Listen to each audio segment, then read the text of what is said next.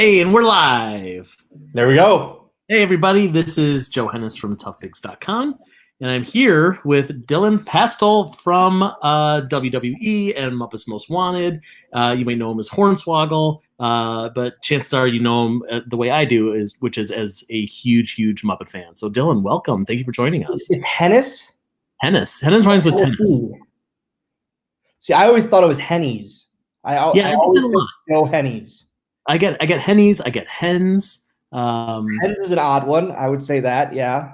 Yep. Yeah. No, it's Hennis. Has been my whole life. I would hope so. Yeah.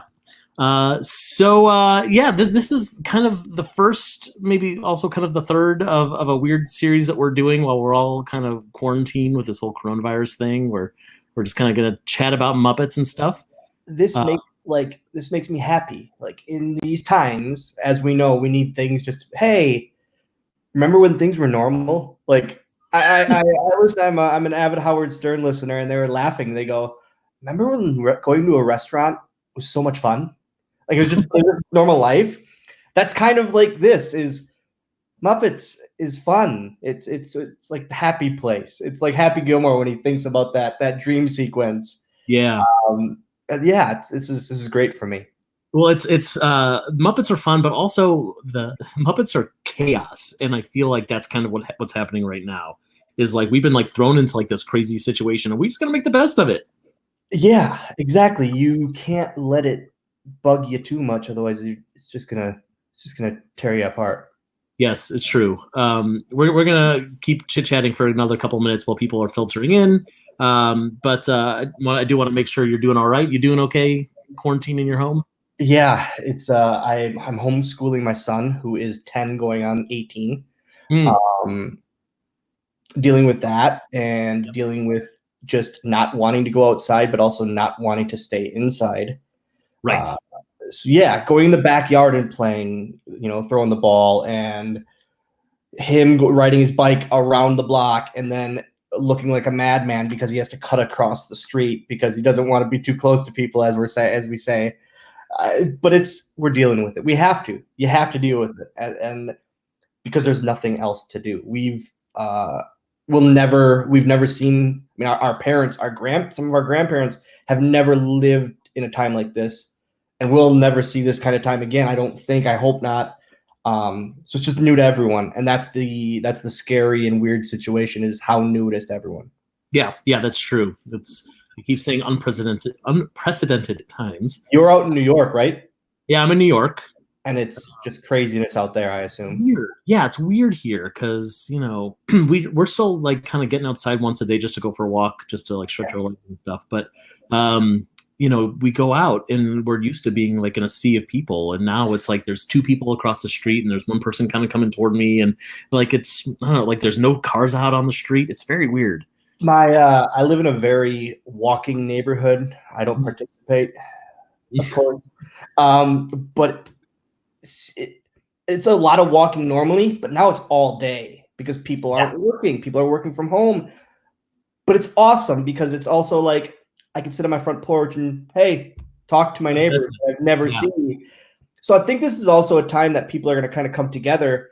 Mm-hmm. Even with social distancing, they're going to talk at a distance, but I think they're all going to still interact. And I think it's going to actually bring people closer. I think you might be right. I do. As stressed as people are going to be about the situation and the unknown, I think because we're all going through it together, it's not one person having an issue.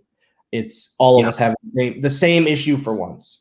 Yeah. That's something I keep reminding myself whenever I feel a lot of stress or anxiety about what's going on. It's like, but I'm not alone. It's not me. It's not just something that's happening in my mind. That's it. Yeah. It's everybody. All right. So let's kind of jump into this a little bit. I want to remind people that we've asked you for questions beforehand. I have some questions of my own, but also we're watching the live stream, the chat. So if you guys have questions, feel free to ask us there. I have two of my own for you. You do? Actually, surprisingly, but you start. You're the host. Okay, well, let's start with the first email I got was from a good friend of mine, Nate Downs. And Nate asked, did you take any souvenirs from the set of Muppets Most Wanted? Man, no. No. So it was hard. It was so hard. Actually, hold on. That Muppets 2 little thing there. Yeah. It's my chair backing. Oh, nice. That's like I wanted that, and then the only thing I asked for was I have it right there.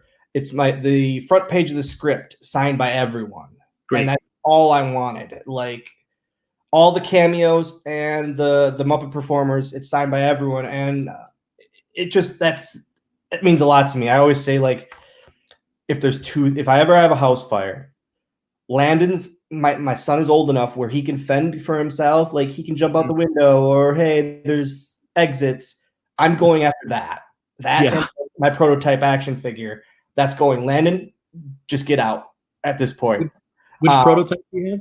One of my action figures, my very one, of my own. They gave me the prototype of it, and it's a one of one. So I'm an action figure collector, so I have to save it.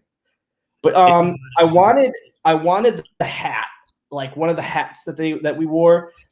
But I was so happy with the chair backing, and then the signed script sheet cover. That's awesome.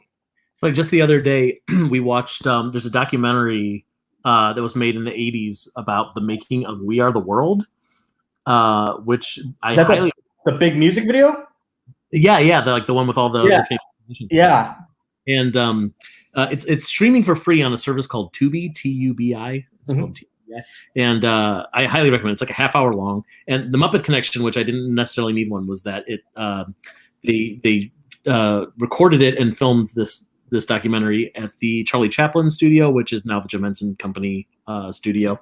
So there you go. That's the Muppet Connection. But they talk about how they all were huge fans of each other. Like, like Paul Simon loves Bob Dylan, loves Tina Turner, et cetera, et cetera.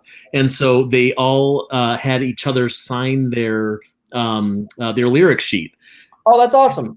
Like, I have to imagine, like to have all those famous people having signed the same piece of paper. Like, how much would that go for on eBay? Especially something that ended up being as big as that was. Yeah, it's true. Yeah. All right, so let's see. Well, I'll take a question from the comments. Skunk Man, I hope that's not your real name, Skunk Man, is asking, do you think they should make another Sesame Street movie? What do you think?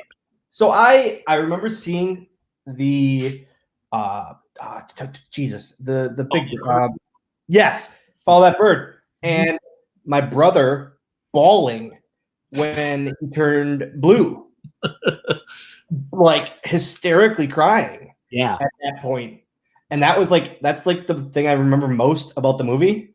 I think because they've done a few single character movies by now.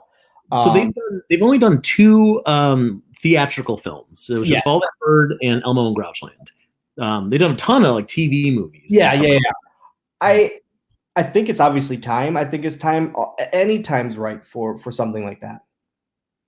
Yeah, I agree. Our artist, Tough Pigs, Chris Migliano, who's commenting right now, is telling us that he loved the Grouch anthem, which is one of the greatest moments in cinematic history, in my opinion, of Oscar the Grouch in front of a big American flag singing a terrible song. I love it. I love it so much. I think Follow That Bird is a fantastic movie. I think it's a ton of fun. And if Sesame Street can make anything that's even close to that caliber, I think if anyone can make anything that's as close to that caliber, I'm down for it. So it's hard to top that, but it's there's such another maybe 2 generations of fans that would be seeing something brand new.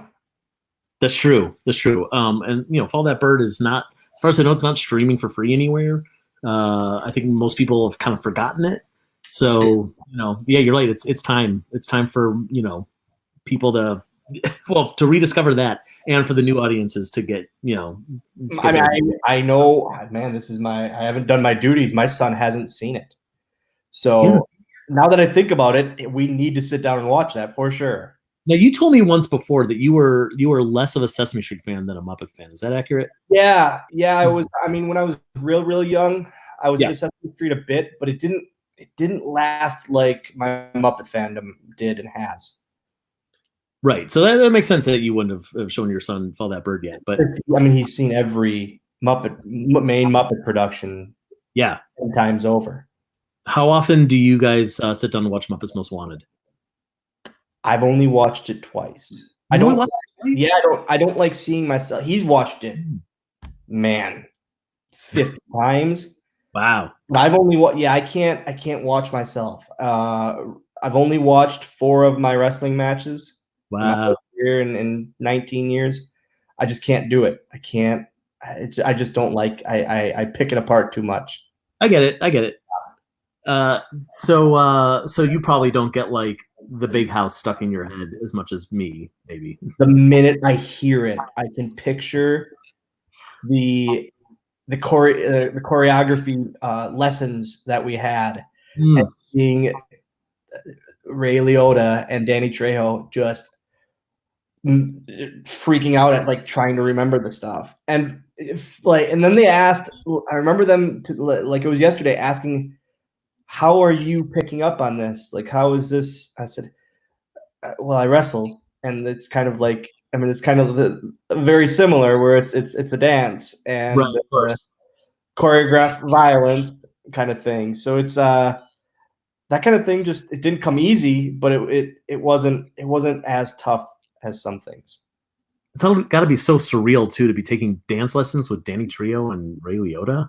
It sounds like a fever dream. Yeah, a couple guys that when I was with WWE at that time, I told them I did the movie, the Muppets Most Wanted, with them, with Trejo and Ray Liotta, and they go, "Ray Liotta." I said, "Yeah, the guy from Muppets from Space," and they looked at me.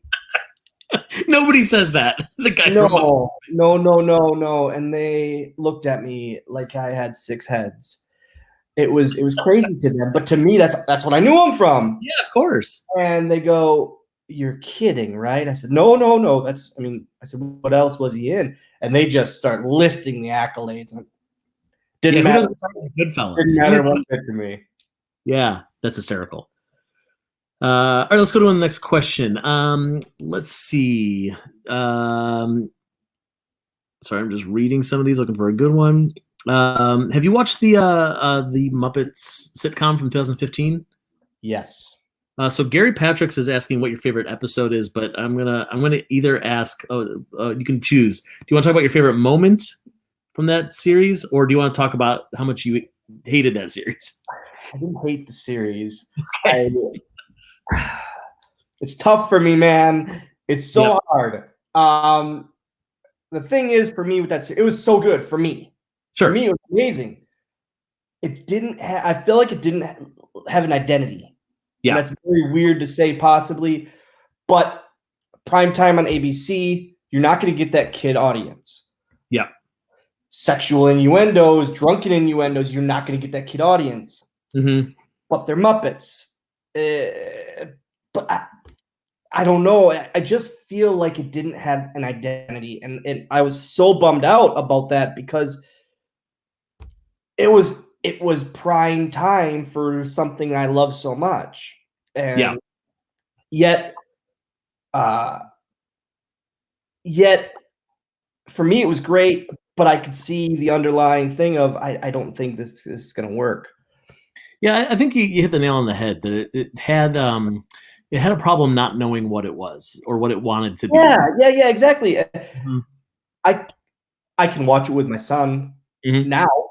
When it came out, I couldn't. Yep. It was 5 years ago now. Yeah, and I couldn't watch it with him, and it just, oh man. Yeah. I loved the content of it. I really, really did, but I also saw the issue.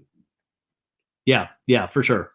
All right, well, let's go to one of our questions from one of the people watching live. Marshall Grover, who is our good friend Shane, is asking, what was for dinner? Oh no! Oh my God! This is live. TV. What can you do?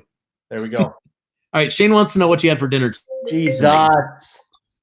Is that Shane calling, asking what you had for dinner tonight? Shane, can you please not? That's really rude. We read your comment. We don't have to answer it now. Now that he's. Oh my God! It's my son calling What is me. happening? Do you need to take it? No. He's probably going to call once more. Okay. But hold on. What was it, Shane? What'd you have for dinner tonight, Shane? Shane wants to know. I did not eat yet. You didn't eat yet. Oh, well, you're in Central Time, right? It's 6:15. I should have eaten. It's supper. I had this about on Twitter. I put a poll out there and I lost horribly. To me, it's always been supper. Interesting. There's a difference between dinner and supper, and of course, I don't know the difference off the top of my head. Yeah, dinner isn't a thing. Dinner is supper, and I think it's a very Midwest thing. Because also, like in Wisconsin, people will call dinner like a late lunch or sometimes lunch, and supper is supper. Right. Yeah. So what will you be having, or does it matter? Leftovers, whatever I find in the fridge. I've with this whole issue, with everything going on, I went to the grocery store. I usually do grocery pickup because I hate going to the grocery store. Yeah. Because I buy more than I need. And I went to the grocery store yesterday and I bought more than I needed, like always. And but yes, constant leftovers. Nice.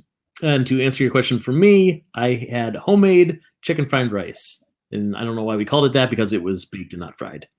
But it was very good. All right. So cauliflower fried rice yet?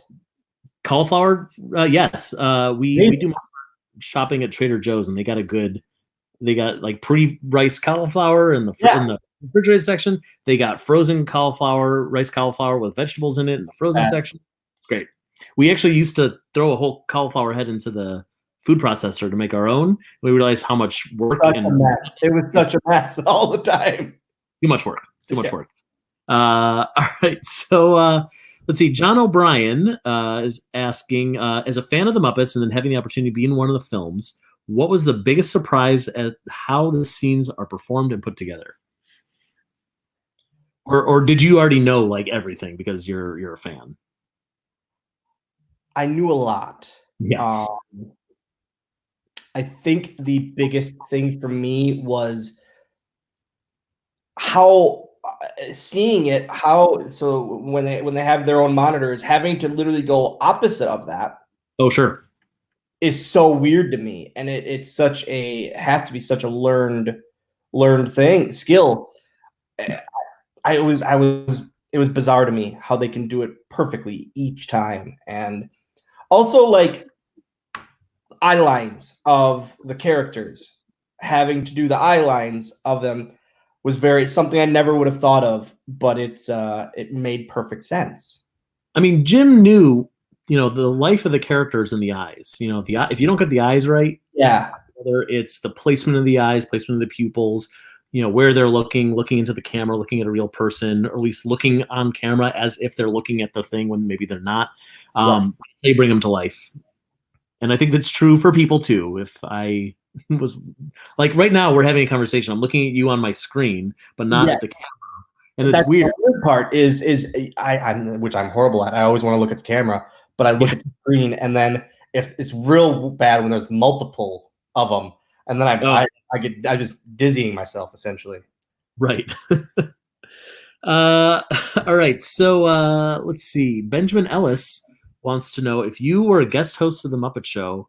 I guess it would be a guest star of the Muppet Show. Kermit was the host, but if you were a guest star on the Muppet Show, who would you want to perform with?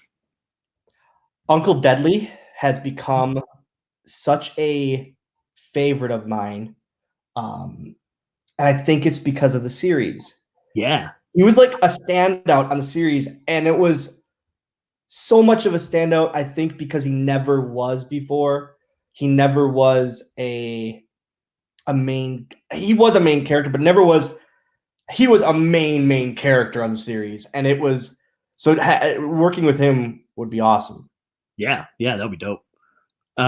Do you sing as well? Because chances are, if you were gonna be on the Muppet Show, they'd make you sing a song. They had me do. I was a choir boy in middle and high school, and I'm pretty sure I'm the only one to fail choir in college.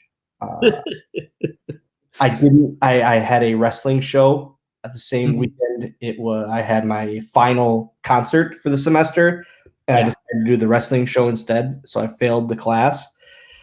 That's just a notch on my belt these days. But it's, yeah, so they had me sing for Muppets Most Wanted a few of the songs, and it's just funny to your voice is actually on the track for Big yeah, House? yeah, they had all of us do it. That's great. Yeah, That's great. Yeah, it's incredible. All right, so if you had to sing a song on the Muppet Show, they're letting you choose the song. What would it be?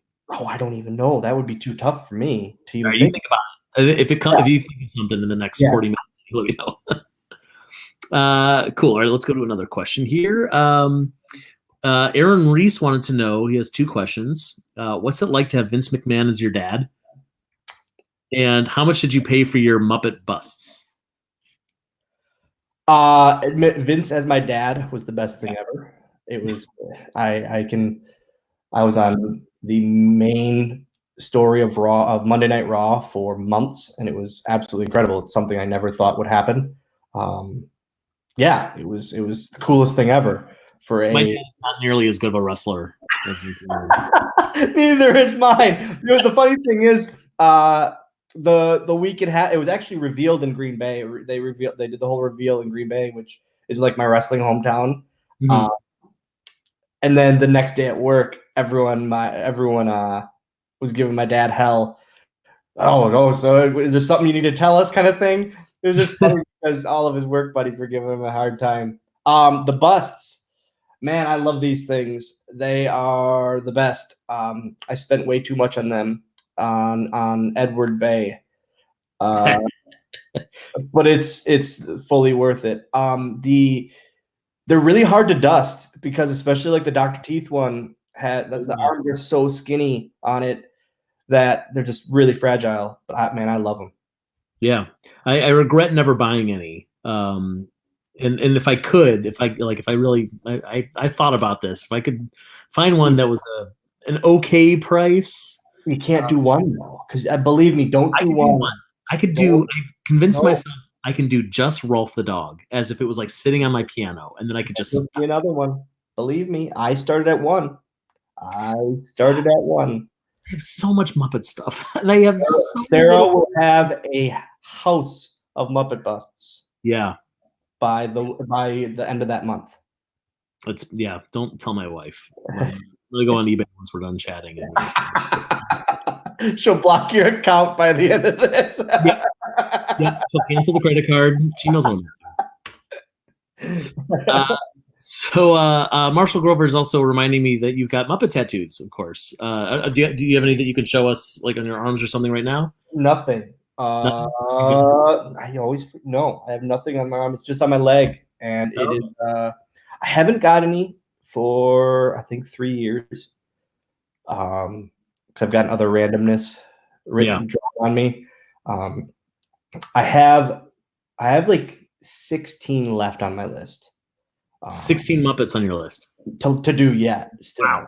Yeah. And how many do you have? How many Muppets do you have? I'm at 26. Wow. Yeah, it's pretty stupid. So who's the next one? If you were gonna go out tomorrow, and then Sweetums 1 and 2. Uncle Deadly and Sweetums. Yeah. Good choices. Good choices. Cool. All right. So let's see. Komodo Mouth TV is asking, "What's your favorite Fraggle Rock episode?" But I do want to ask you, is Fraggle Rock on your radar? Are you a fan of Fraggle Rock? I was a tad. What I have to say is I wasn't as a child because I was deathly afraid of a lot about that show. The Doozers really scared me, and I don't know why. The Doozers, like the little Doozers? Yeah, the whole like their whole land. It gave me the willies as a kid, and I really don't understand why it did. Looking back at it, that whole thing with them and how they made them all work is incredible. Looking back on it, they're so small, and the intricacies of all of it is incredible to me. Like looking back on it now. Yeah. The mechanics of it and the artistry of it just kind of like perfectly blending. There was always something happening. Yeah. Yeah, incredible. There's always something going on, no matter where you looked in all of that. And that's something like with all the Muppet productions, there's always something happening in the background everywhere. There's never blankness and just stuff there. Yeah, and not only that, but like, I mean, just thinking about, like they're puppets. There's only so much they can do, and there might be something that's very simple in a script that, like, Kermit blows out a candle. It's like, well, how is Kermit going to blow out a candle? He doesn't have lungs, so we got to find out how that works. And that was one thing that's actually really great about that 2015 series was at least once every episode they thought of something. They're like, let's have Kermit flip a coin. Let's like rig the hand so it could do the thing, and we'll put it in there, and Man, I remember as a kid, I think it was on Jim Henson Hour, I believe. They did the Gonzo thing, right? Picking up the phone. Yes. They did a special called Secrets of the Muppets. Yeah, it blew my mind. Yeah. And I remember watching it. It was in this house, actually, because this is my grandparents' house. We watched it here, and I remember sitting at the coffee table, and I was like, "This is insane. How do they do that?" Because then it's flawless, and then they show you it, and it's like, man. But just thinking of that and thinking, okay, now you have this puppet, and we have the how it normally is, but then we're gonna put different specs in it, or just change it just for this 1 3-second thing. Yeah, because that was Jim Henson. That was like, he was like, if we're gonna do this, we're gonna do it right the whole way. Yeah. That guy was pretty good at his job. Nothing like him. That brings me to I saw one the WWE. How did the WWE and Muppet thing come about? With WWE, they had guest hosts for, I think it was like 3 or 4 years. Every week there'd be a new guest host, and the only guest host, Vince McMahon, the owner of WWE, one of the most famous owners in the world, ever wanted a picture with was the Muppets. And it blew my mind, because this was my love and this is all I cared about. That's all he cared about, and he had them. He asked for a picture with them, so they essentially set up like a step and repeat, and and then all the talent. Like, I bet you there was 40 of the roster lined up essentially for a step and repeat between the Muppets, and next one. And it was just awesome to see. But he just interacting with them all day, because he was such a fan of Jim Henson's work and what Jim Henson did. That's great. There's probably, I mean, I think you probably thought about this more than I have, but there's probably a lot of connections between the world of pro wrestling and the world of the Muppets. It's all craziness, that's for sure. I believe it. Yeah. A lot of weird inner workings that probably people don't think about. It's designed for people to not think about. The hidden, how we can make this, how we can hide things from the fans' eyes. Mm-hmm.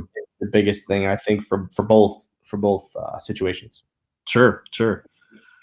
Any examples you can think of that for wrestling? Everything. Every part of the match. That's the art form, is acting like we're beating the heck out of each other and being able to grab a beer with them afterwards. Wait, wrestling is fake? No, predetermined. So my body will tell you it's not fake one bit. People ask, how old I am. 33, just feeling like I'm 50 every day. Wow. It's all I know. It's all I love. I know wrestling, Muppets, and working at Target. That's quite a resume. Yeah. Have you watched Glow? The new one? Yeah. The Netflix series. I don't know if this is dumb of me.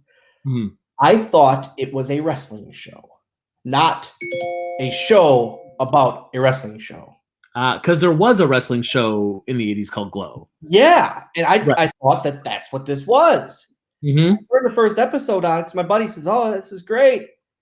I texted him about 10 minutes in and go, "It's bad. No, this is dumb. I couldn't do it. And I think, and then he goes, "What do you mean?" And I said, "It's not wrestling. It's a show about a wrestling show." He goes, "Yeah." I go, "Okay." He goes, "So I've been meaning to start it over with the mindset of this is a wrestling. It's a show about a wrestling show, and I have to give it another chance." I highly recommend that you do. Yeah. If only because I want to say it's in the second season.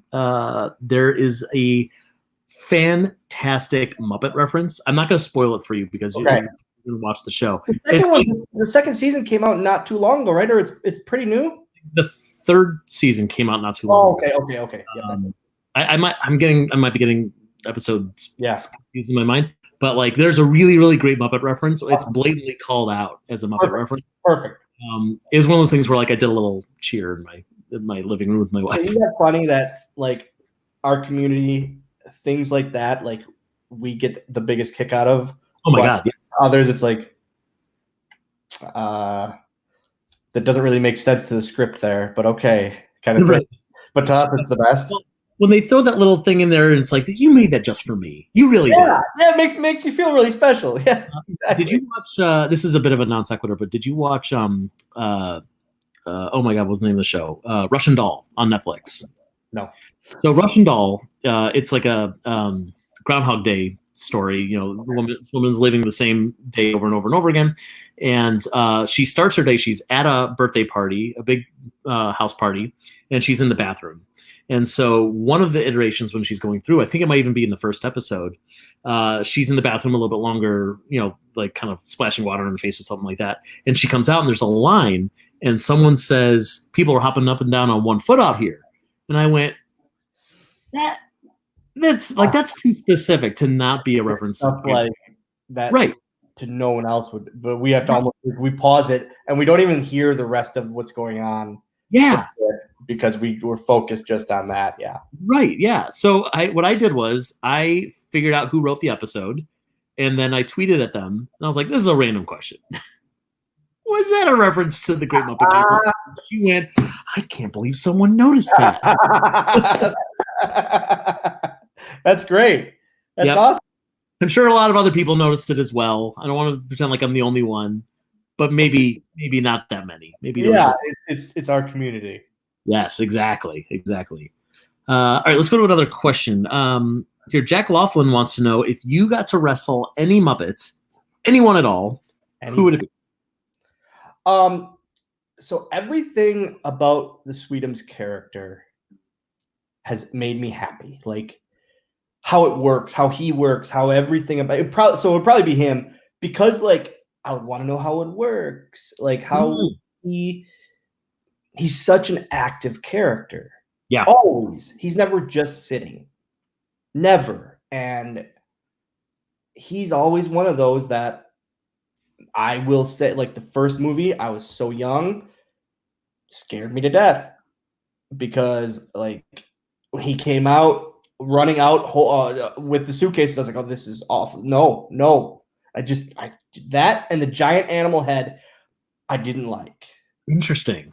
I did not like that, and animal's always been my favorite, but that just, man, I didn't like that. Those two parts of the movie. But so probably Sweetums, just to figure everything out. Yeah, I feel like also, you know, you look at the Sweetums puppet, and he seems like yeah, he's strong, but at the same time, he's like he's soft, like it's like almost like a shag carpet is gonna try to tackle you. Soft landing at times. Yeah, exactly.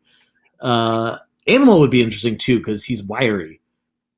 Yes, strong, but he's like, yeah, it's like all elbows. All over the place. That's a very even his legs are elbows somehow. Right. His neck is a giant arm. Yes, literally every joint of him is the same size. Yeah, and there's a part of it where like you look at him and you're like, how could he be strong? Like I don't see where the core of the strength is. But another thing of like how they did, you know, the lift. When Gonzo would do the stunts and that stuff, and how they made that stuff work was so incredible to me. And not as a kid, but looking at it now is crazy to me. How they just make it work so easily. Yeah, it's true. They're good at their jobs. They're pretty decent, yeah. Chris Migliano is asking what became of that giant animal head from the Muppet movie. We actually asked Karen Falk at the Henson Legacy, that she's a Henson Company archivist, if she knew. And she did a little digging for us. She couldn't get a definitive answer, but she was pretty sure that it was just dismantled. They reused the pieces for other stuff. But I like to think that someone took it home and they have it in the garage.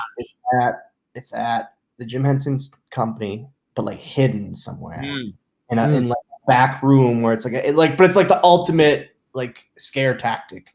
Hey, last thing to show you, you are going to be able to perform with the Muppets right back here. Pop, and it's just looking at you. Like, yeah.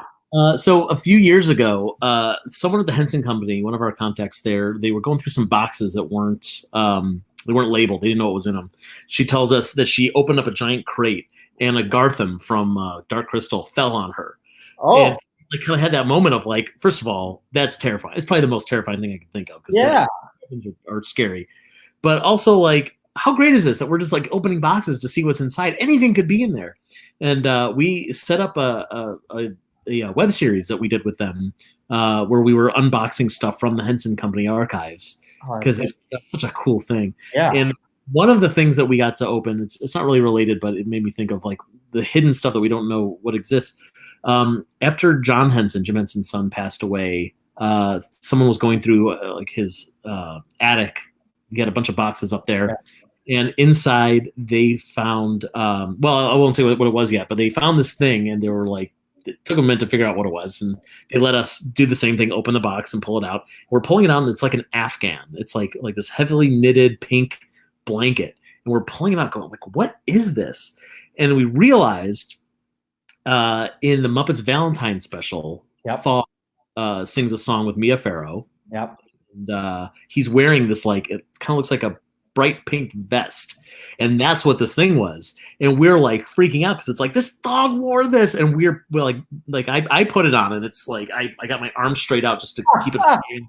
And there were three of us there, me and my writing partner Ryan Rowe and the artist Dave Hultine, and the three of us put it on like we're a three-headed monster, and it still was like draping off of us.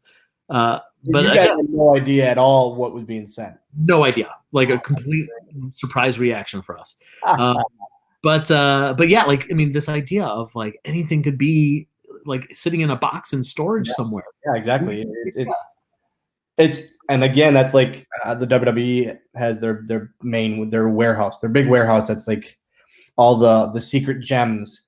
Yeah. And two places I've always wanted to go is the studio and the WWE warehouse, just because like it's just nuts to me to see stuff from the past and just stuff you never think of. Man, I can't imagine just the unboxing and trying to think back to, okay, when was this used? What would this have been from? And then that light bulb hits. Yeah. Yeah. It's one of the few benefits to having this weird encyclopedic memory of like, oh yes, that's the shirt that this one character wore in this one thing. Yeah, exactly. 40 years ago. So Rocket in My Eye, again, I hope that's not your real name, is asking who in the Muppet cast would be the best WWE villain? I just saw this, and obviously Deadly comes to mind first, but yeah, Deadly is kind of like you think he's a villain, but he's not kind of character. Yeah, and he always came off that way, and I think the series again shed such another light on him. Yeah, that's true. And it's just he's not a fighter. No, exactly. He's just this kind-hearted person with just like this odd look to him. Ultimate villain.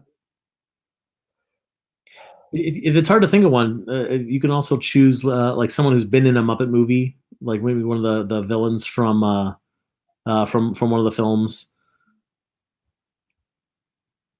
Ricky Gervais, I will say, came off as such a good villain, but towards the end of it had such a big heart too.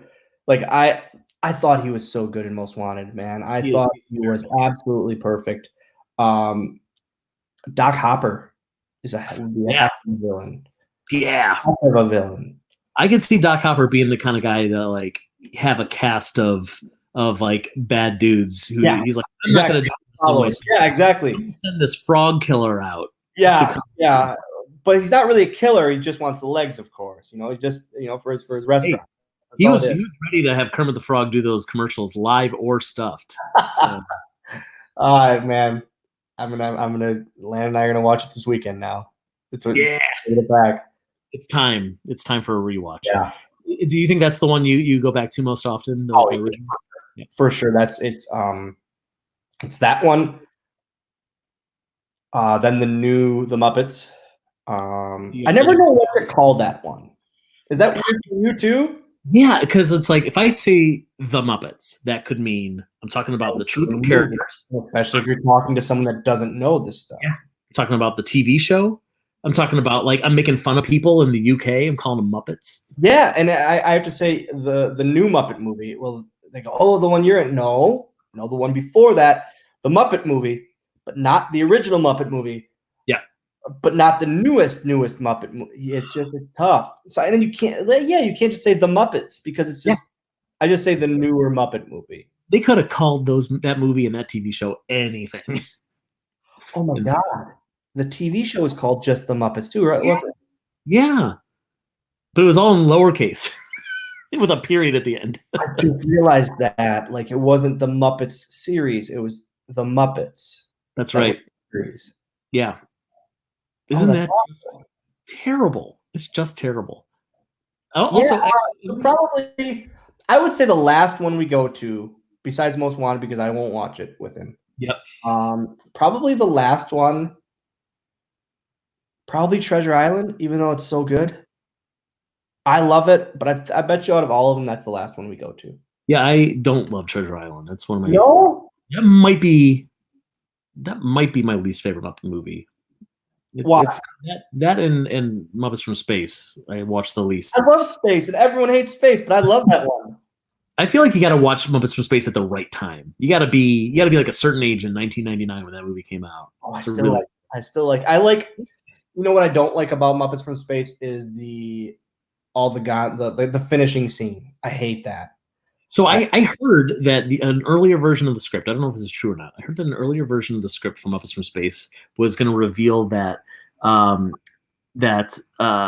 was not going to be revealed to be an alien, but instead he's going to think he's an alien throughout the whole movie, and then they're going to discover that the Muppet Show had been broadcast. And it took years for the broadcast to get out to these aliens in outer space who were obsessed with the show and loved Gonzo. So they modeled themselves after Gonzo, and that's why they were coming back. They were coming back to go meet him, and they all look like him, but they weren't. They weren't his family. And Gonzo was going to have this moment of like, oh, like my real family's been here all along, and whatever. I think it would have been better. Yeah, but better. But I think it would have been a lot more to set up with that. But it would have been a lot better payoff. Maybe that's that. Got rid of it, but yeah, but nobody likes the idea of Gonzo as an alien. No, and I just don't like I loved the opening scene. The breakfast scene in that movie is one of my favorite things in all of the Muppet movies. And I don't know why. I think it's because there's so many characters involved and so many and it's fun. That's really what it comes down to. Is like that scene is really fun. There are a few other fun scenes in that movie, but for the most part, it's the Muppets worrying or I don't know, doing stuff that we wouldn't necessarily want to see them do. Now that you say it is a lot of worrying and a lot of odd behavior, especially from Gonzo in that one. Yeah. Him, it's a very odd behaviored Gonzo movie. Why don't you like Treasure Island? Like, what's the big one? So Treasure Island, I feel like they really struck gold with Muppet Christmas Carol. Like a lot of stars aligned for that movie, and it's such a great movie. It's just like as a I'm not even thinking of it as a Muppet movie. As a film, it is a great film. Yeah. And I feel like they tried to just copy the formula. They didn't let the Muppet characters be who they are. They're still playing roles, and for the most part, they're not playing themselves. Like I don't think Kermit acts like Kermit. I don't think Fozzie acts like Fozzie. Yeah. I never thought of that. And also, Muppet Christmas Carol worked really well to have a human character at the center because it's about Scrooge. I hated the human in Treasure Island. Right. Yeah. It was not good. It's not good. And even Tim Curry is chewing up the scenery. I mean, do you think Muppet Christmas Carol wasn't. So I 100% agree with Muppet Treasure Island. It was Muppets playing in a play, essentially. Yeah. You don't think that about Christmas Carol? Christmas Carol, I think, is slightly different. They are, but I forgive it because number one, it's really the first time in that era they really did that. And second of all, I don't think of it as a Muppet movie. I think of it as a Michael Caine movie that has Muppets in it. And I think that was because when I was a kid, when that movie came out, and I saw it. Yeah, I was so young. I was real young. I was when did that come out? 92, right? So I was 10 years old when that movie came out. And seeing it for the first time, I didn't like it because there wasn't enough Muppets in it. And as an adult, watching it now and having this different perspective of like, right, they're not the focus of the movie. This isn't about Kermit the Frog going on a crazy adventure. This is a movie where we're watching this disturbed man have this like insane journey through his past, present, and future, and the Muppets are there to help with the storytelling and help pepper it up and make it funnier and more fun and add these great songs to it. Do you think if Treasure Island had because Christmas Carol was very, like you said, let's take it as a movie with Muppets thrown in, essentially. Do you think if Treasure Island would have been more that, it would have been better? No, I don't. A human focus with Muppets peppered. I don't think so, because I think that, first of all, I think Christmas Carol is a special kind of story that Treasure Island is not. That lends itself to. I agree. Yep, 100%. But also, they already did. It's kind of like you get one shot and you did it right. You can't make that be what the Muppets are about. Yeah. Okay, I see. So they already at the time they already did it with Christmas Carol, so you can't do it again with something else. Pretty much, because after that, it's like we don't want to see more of that. We want to see more of the Muppets. We want to see more like that's kind of like then bring back the Muppet Show, because that's really what you're teasing. Yeah, which has really been the end of every Muppet movie is just bring back the Muppet Show. Yeah. But it's funny because in a different way, I feel the same about Muppets Take Manhattan, which I love. I love Muppets Take Manhattan, and a lot of people don't, probably because of what you're going to say. What are you going to say about your opinion? I mean, it's the same thing. It's they're playing these characters, and I hate that about that. I love that movie. I love that movie. It's one of Landon's favorites, actually. Mm-hmm. But it's not Muppety. Like, to me, it's like, looking back on it now, it's not Muppety. Very like, you don't have Kermit being Kermit. You don't have like, I'm with you, and I think it's very, very weird for what they did at the time. Well, it's funny because like it's different, and it's funny that you use the word weird, because I feel like it's the opposite. It's so grounded. It's such a grounded film, especially like you look at the original three movies. The Muppet movie has a lot of like fourth wall breaking, and the Great Muppet Caper, it does that to the nth degree. And like it's like they were kind of on this trajectory where the movies were getting weirder, and then Muppets Take Manhattan comes and they ground it. They just shove it down and they make it like, what if the Muppets were real people? And I feel like I never thought about that. Yeah, that's exactly what it is. They're real. Yeah. They're people. Yeah, right. They're not these exaggerated characters like they are in the first two movies. And I think it works really well for that story. But then I don't want to see it again. Like, I don't think that's what the Muppets should be. That's something that where we have a deviation for an hour and a half to tell this one story, and then next time we're going to do something crazy with them. I never thought about that. They're not in that movie. They're not Muppets. They're just in the regular world. Yeah. Wow. See, this is why you're good at your job, kid. Well, I just think about these things more than most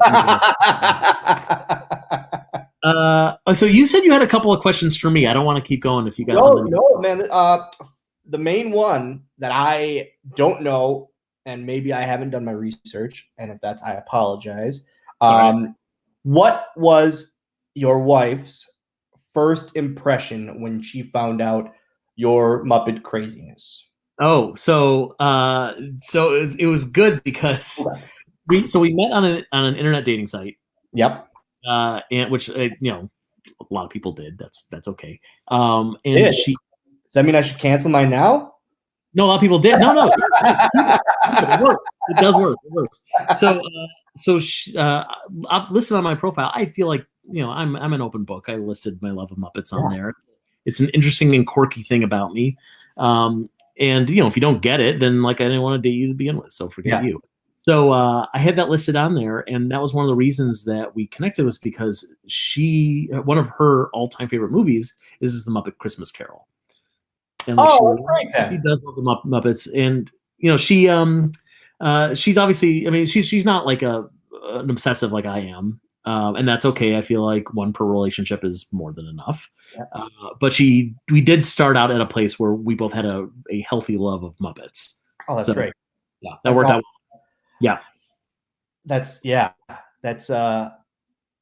it's my niece and nephew came over. I had my niece during all this craziness. I had her for the day last week because her mom had my sister-in-law to work. She comes over, and it was the first time she was over for like an extended time rather than just like coming in, popping in, saying hi and leaving. And she sees my living room, which is all Muppet stuff. The whole thing is just covered. She goes, "What's the deal here?" Like you literally could see her think, "What's the deal here?" Yeah. What's going on? She goes, "Why do you have so much Muppet stuff?" I said, "This isn't the half of it." But I said, I just like them a lot. And she goes, "You think it's too much?" I said, "There's no such thing as too much." Say it again. You can sit outside. She's so judgy. My gosh. Yeah. At 5 years old, you're judging me because my love of the Muppets. Okay. Yeah. I judge you for your LOL dolls and your actual. Yeah, the rare occasion that we have a young person in our apartment and they see our stuff, they are always taken aback because it's like you're a grown up and you have all these toys. Oh, she wants to take the figure out of the box, and I said absolutely not. Yeah. He goes, "Well, can I see those statues?" And I said, "You can see them just fine." Yeah. Yeah. We make a point to like the stuff that you can pick up and play with, and if it gets dented or broken or whatever, it's okay. We can replace it. That was stuff we put on the lower shelves. That's why my shelves are very high, because Uncle Dylan is 4'4" and can't reach things. So I always have that excuse of I can't reach it. Yep. Oh no. Oh, oops! God made me this way. I can't reach it. Sorry. Go play with the small. So something I like asking people when we do these things, just because they're live. Do you have something Muppet related within arm's reach right now? No. My legs, my tattoos. Okay, your legs would count, but no, I don't. So far, everyone's been like, "Oh yeah, like this thing that I have right next to my desk. Here it is." Oh, I feel like a schmuck now. No, you're fine. Look, we can see the chair back in your background. So see it all there. No, I like to keep, like, I'm in my basement. I have my basement and my living room. My basement, I made like the hangout movie area. That's every movie poster. Which that's like, it was a big thing when I moved into this house. I said I just want like a sitting watching TV hangout area room that's not a living room, and I want all the Muppet movie posters.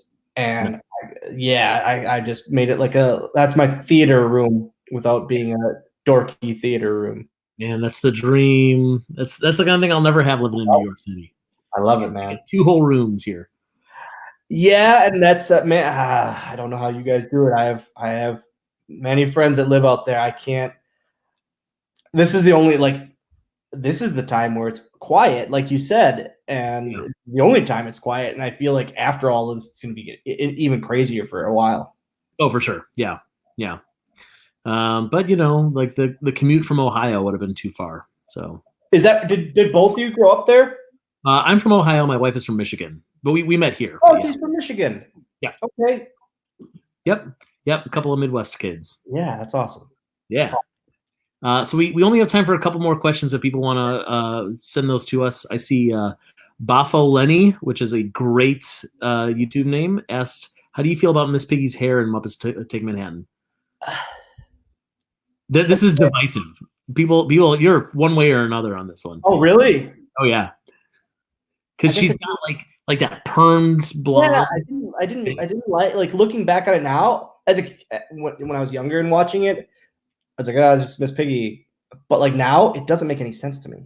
But again, looking back on it, they're not themselves, so it's okay. It's like if if anyone were to play a part in a movie, we got to get that look that this is essentially, like we talked about, it's essentially the Muppets playing a role in a movie, and that's the weird thing looking at that now, man. It's very odd. You're gonna rewatch that movie with all new eyes now.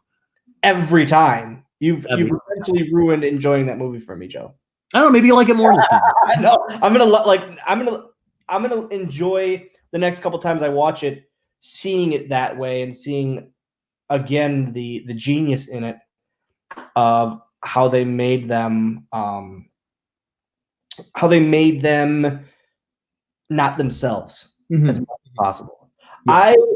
I think I love the Muppet movie, so the original so much because you got introduced to all of the characters themselves.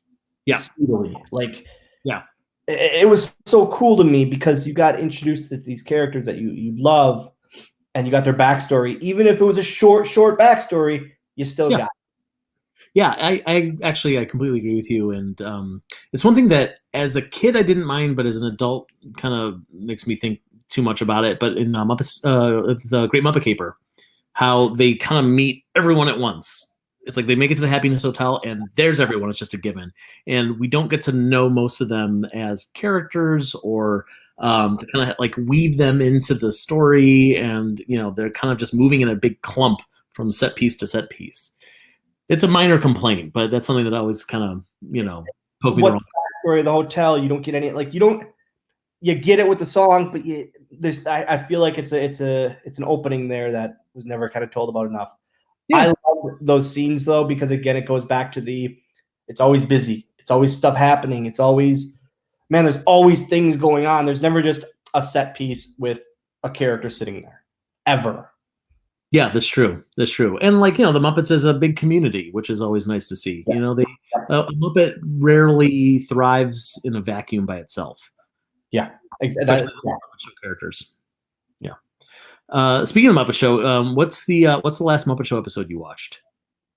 I assume you watched Elton John. Elton John. I just loved. I go back and I just watch clips, like little clips of it here and there, and I just love. It was such a, even watching it now. I mean, it's older, and the quality isn't as great as TV nowadays. But it's just, man, it's just so fun. It's so fun, and you never knew what was going on. It was constant action. Yeah, there's never downtime. Yeah, I agree. Yeah, what a great show! It should be on Disney Plus. Yeah, why? Do we know why? Okay. No. Okay. No, we don't know anything, man. They don't tell us anything. So we don't even. I mean, because 4 and 5 isn't going to happen. We know which. No, because nobody's buying DVDs anymore. But but why? Yeah. That's the correct response. I don't get it. Do we know? Like, do we know why? So the story that we've been told never happened. 4 never happened. Essentially, do we know why? The story that we've been told that we're supposed to believe, and it might be true, but I'm holding out. I mean, there might be to the idea that it's not. Is music rights? Because when people were on the Muppet Show, or when they signed, when the Muppet Show got the rights to perform a certain song, home video and streaming were not a thing. It wasn't written into the contract. So for every song now, they have to go back and they have to get the rights all over again.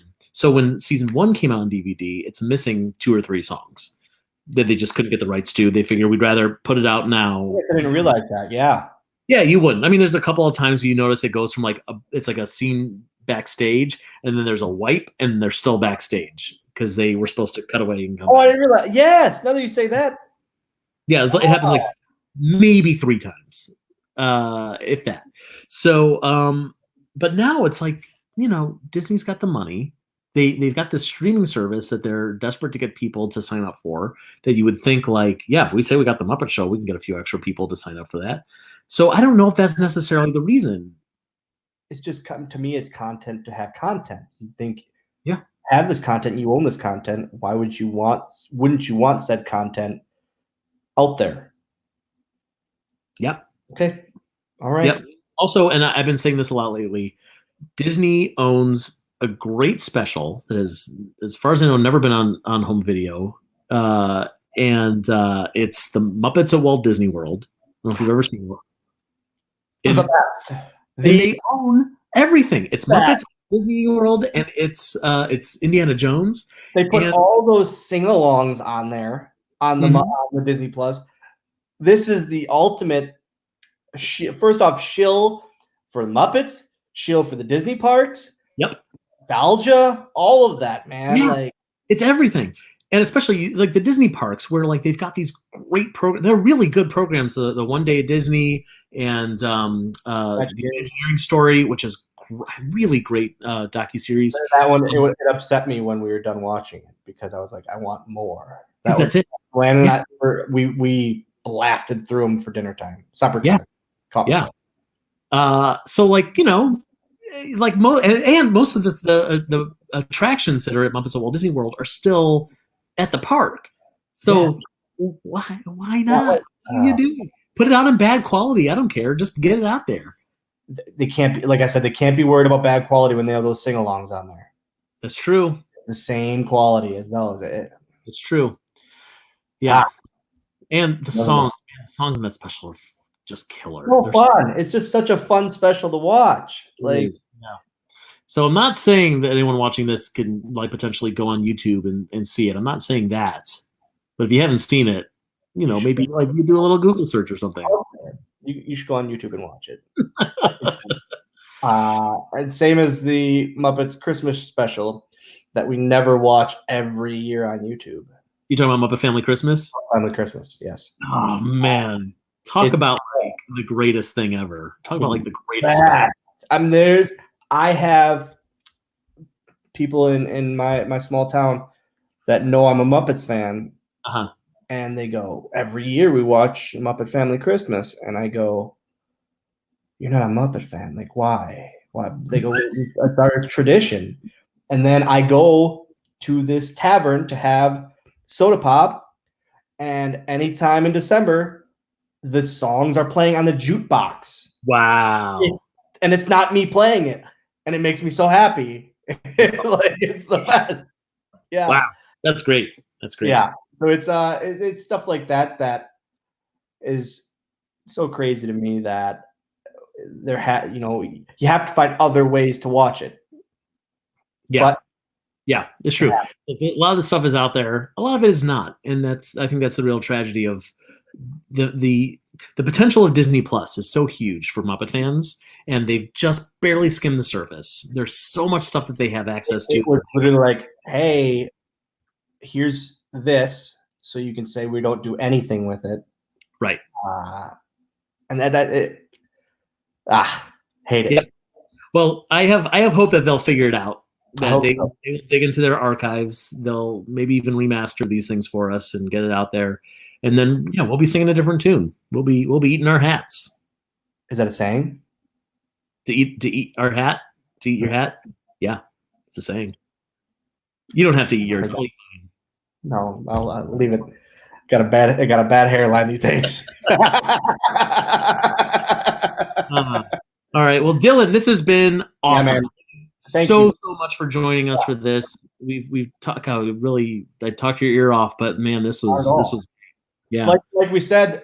Even before we got on this is during this crazy time.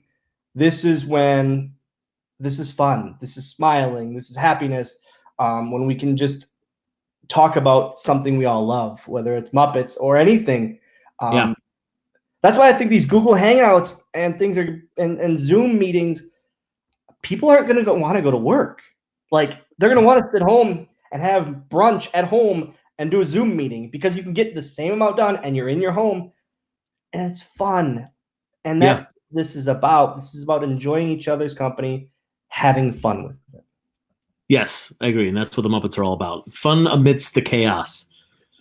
That's it. I have a question for Brian J. Jones. We're going to be doing this conversation this Thursday I think at Yeah. 8 p.m. Eastern. Look on Tough Pigs for details. But yes, if you can ask him for me, in case I don't get in the chat early enough.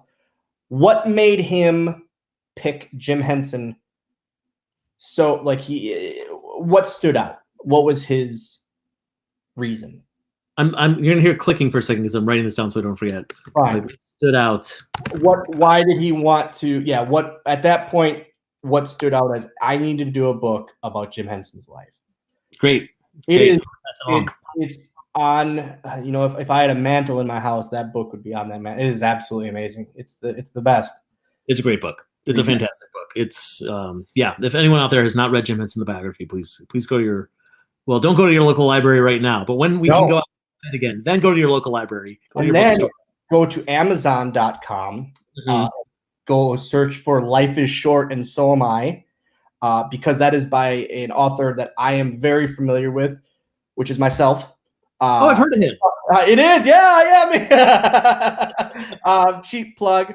I talk about my love of the Muppets and all things about the a few behind the scenes things about filming the movie and just the WWE and Muppet connection, rainbow connection. See, type. Yeah, no, it's all there. Yeah, it was a reach, a stretch, and I can't reach very far.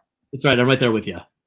Is there anywhere you want people to find you on, like, social media or anything like that? Yeah, Instagram and Twitter at WWE Hornswoggle, because they haven't taken the WWE part from me yet, which is good, and they haven't taken the followers. So please follow me. If you ever have Muppet questions, want to chat Muppets, tweet me, Instagram me. I'm not sure how it all works, but I'll see it, and I'll respond. Great. All right, thanks again, Dylan. Thanks, everybody, for watching. We'll see you soon. Thanks, guys.